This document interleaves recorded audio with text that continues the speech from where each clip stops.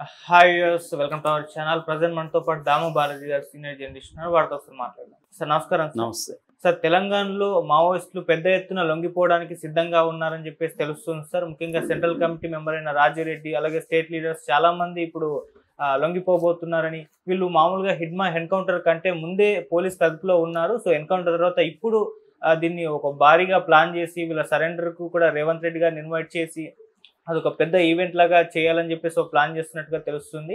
So ఏం జరిగే అవకాశం ఉంది? మొత్తం ఇక తెలంగాణలో మావోయిస్టులు అనే వాళ్ళు ఉండకపోవచ్చా అనే డౌట్స్ కూడా వస్తున్నాయి సార్. అలాగే చాలా మంది మావోయిస్టులు అరెస్ట్ అయ్యారు, వాళ్ళని విడిపించాలి, వాళ్ళని కోర్టులో హాజరుపరచాలని చెప్పేసి హైకోర్టులో కూడా పిటిషన్లు వచ్చాయి. మరి హైకోర్టులో పిటిషన్లో ఏం రియాక్ట్ అయింది హైకోర్టు? దీనికి సంబంధించి ఎటువంటి వివరాలు ఉన్నాయి? యాక్చువల్గా ఆజాద్ అండ్ నారాయణ అనే స్టేట్ లీడర్స్ ఇద్దరు కూడా పోలీసులు పట్టుకున్నారు, కోర్టుకు పెట్టట్లేదు అని గంగాధర్ అనే వ్యక్తి హైకోర్టులో పిటిషన్ ఇస్తాడు. హైకోర్టు విచారణకి దాన్ని స్వీకరించింది. దాని మీద విచారణ చేసి పోలీసులకి మెమోలు ఇస్తారు, దీని మీద సమాధానం చెప్పమని నోటీసులు ఇస్తారు. పోలీసులు ఉన్నారా లేదా అనేది సమాధానం చెప్పాల్సి ఉంటుంది. అదొక ప్రాసెస్. అయితే ఇక్కడ అసలు విషయం ఏంటంటే, అసలు హిడ్మా ఎన్కౌంటర్ అనేది బూటకమని, హిడ్మా సరెండర్ కావడానికి ఆయన నిశ్చయించుకొని కాంటాక్ట్ చేశాడని, అయితే సరెండర్ అయ్యే ప్రక్రియలోనే ఆయన్ని పట్టుకొని చంపేశారనేది ఇప్పుడు దాదాపు అందరూ కూడా అంగీకరిస్తున్న వ్యవహారం. నిన్న హిడ్మా అంత్యక్రియలు, హిడ్మా వాళ్ళ భార్య రాజీ అంత్యక్రియలు జరిగాయి. అక్కడ ఆ సందర్భంగా కూడా అక్కడ ఉన్న వాళ్ళు కూడా సోనీ సోరీ లాంటి ట్రైబల్ లీడర్స్ కూడా ఇదే ఆరోపణలు చేశారు. హిడ్మా సరెండర్ అవ్వాలని పోయాడు, సరెండర్ అవ్వడానికి ప్లాన్ చేసుకున్నాడు. అందుకనే ఆయన 10 రోజుల ముందు ఒక జర్నలిస్ట్ కూడా లెటర్ రాశాడు. ఆయన ఆంధ్రాలో మనం కలుద్దామని కూడా అన్నాడు. సో ఆంధ్రాలో ఏం పని ఆయనకి? ఆంధ్రాలో కలవడు కదా. అంటే ఇదంతా ఏంటంటే ఒక ప్లాన్లో ఆయన సరెండర్ అవ్వాలనుకున్నారు. అదేంటంటే ఇంకా పార్టీలో కొంతమంది సరెండర్ వద్దనుకుంటున్నారు, ఆయుధాలు అప్పగించొద్దు అనుకుంటున్నారు. కానీ వేరే మార్గం లేదు, సరెండర్ అవ్వాల్సిన అవసరం అయితే కనబడుతోంది అనేది హిడ్మా కూడా అనుకున్నట్టుగా. అందుకని ఆయన తన అంగరక్షకులతో కలిసి ఆయన సరెండర్ అవ్వాలని ప్లాన్ చేసుకున్నాడు.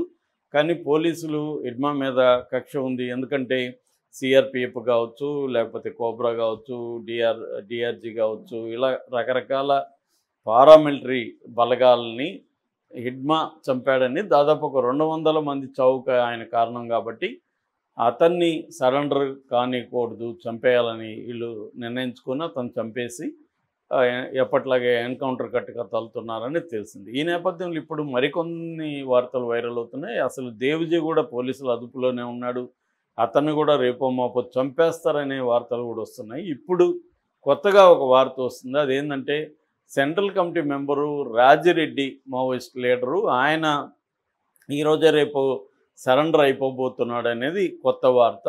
ఇక్కడ వార్త ఏంటంటే ఆల్రెడీ ఆజాద్, నారాయణ, దామోదర్ వీళ్ళు సరెండర్ అవ్వాలనుకుంటున్నారు అనేది వార్త.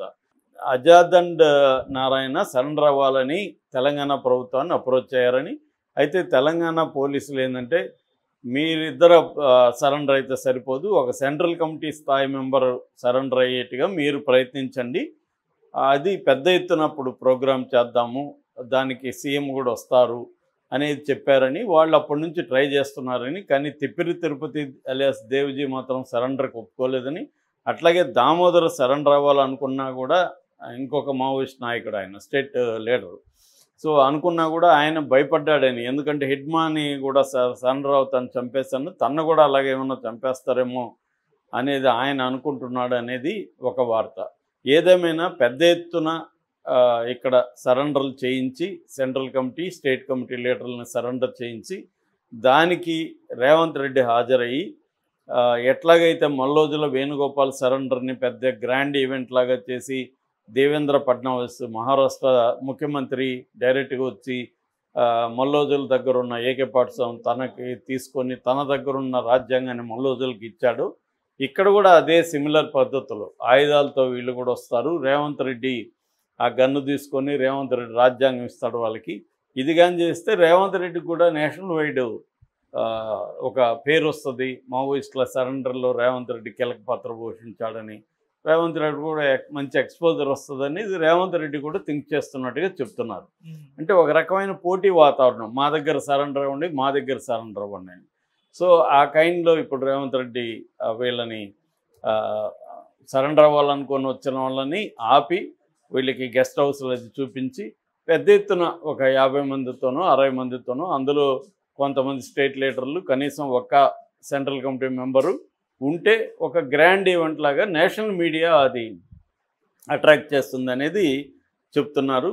అయితే ఇప్పటివరకు రాజిరెడ్డి సరెండర్ అవ్వడానికి రెడీగా అయ్యాడనేది ఈరోజు వార్త.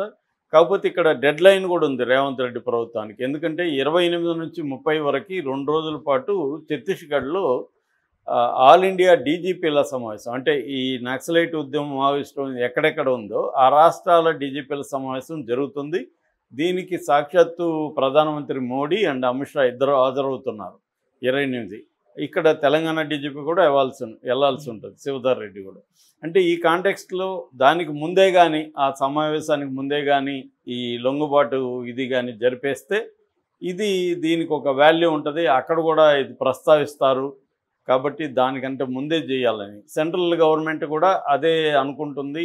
ఈ డీజీపీల సమావేశానికి ముందే ఆల్మోస్ట్ మావోయిస్ట్ పార్టీని తొడముట్టించగలిగితే దాన్ని మనం గొప్పగా అక్కడ సమావేశంలో చెప్పుకోవచ్చు, మేము ఈ సాధించామని రిపోర్ట్లు ఇవ్వచ్చు అనేది వాళ్ళు అనుకుంటున్నారు. ఎందుకంటే హిడ్మాన్ చంపడం అనేది అతిపెద్ద సక్సెస్. ఇంకా పెద్ద ఉద్యమం ఉండి నడిపేవాళ్ళు గ్రౌండ్ లెవెల్లో ఎవరు కూడా పెద్ద లీడర్ లేరు. బర్సిదేవా అని ఒక ఆయన ఉన్నారు, జిఎల్ అదే మన గెరిల్లా పోరాటానికి ఆయన బెటాలియన్కి నాయకుడు అనమాట. సో ఆయన ఒకడే ఉన్నాడు పీపుల్స్ లిబరేషన్ దీనికి. సో ఆయన కూడా సరెండర్ అయిపోయే అవకాశాలు కనబడుతున్నాయి. ఎందుకంటే మొన్న విష్ణుదేవ శర్మ వెళ్ళి కలిశాడు కదా డిప్యూటీ సీఎం. కలిసినప్పుడు ఈ హిడ్మా వాళ్ళ తల్లి పూంజిదేవితో పాటు బర్సిదేవ తల్లిని కూడా కలిసి వచ్చాడనమాట. వాళ్ళంతా ఒకే ఏరియాలో వాళ్ళే. కాబట్టి బర్సిదేవ కూడా బయటకు వచ్చేసే అవకాశం ఉంది. ఇంకెవరు కూడా తిరుపతితో లేకపోతే రాజారెడ్డి వీళ్ళందరూ కూడా గ్రౌండ్లో పోయి పోరాడే బ్యాచ్ కాదు. ఒకటి, వాళ్ళకి ఆరోగ్యం సరిగా లేదు. 2, వాళ్ళకి ఏజ్ అయిపోయింది. 3, ట్రైబల్ లీడర్స్ కాదు వాళ్ళు. కాబట్టి ట్రైబల్ బెల్ట్లో వాళ్ళకి ఇన్ఫ్లుయెన్స్ అనేది తక్కువే ఉంటుంది. సో అందుకని ఇప్పుడు అందరూ సరెండర్ అవ్వాలనేది అయితే డిసైడ్ అయిపోయినట్టే కనబడుతుంది. కానీ ఇప్పుడు సరెండర్ అయితే కూడా చంపేస్తారు అనే భయం కూడా వాళ్ళకి కనబడుతుంది. ఈ 2 వాస్తవాలు అన్నమాట.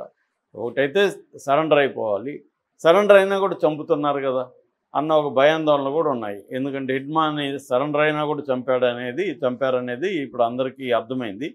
అందువల్ల దామోదర్ అయితే భయపడుతున్నాడని, రాజారెడ్డి అయితే సరెండర్ అవ్వడానికి చంపరనే హామీ ఇక్కడ తెలంగాణ ప్రభుత్వం ఇచ్చిందని చెప్తున్నారు. ఇక తిరుపతి ఆయన కూడా చంపుతారా అన్న భయాందోళన అయితే కనబడుతున్నాయి.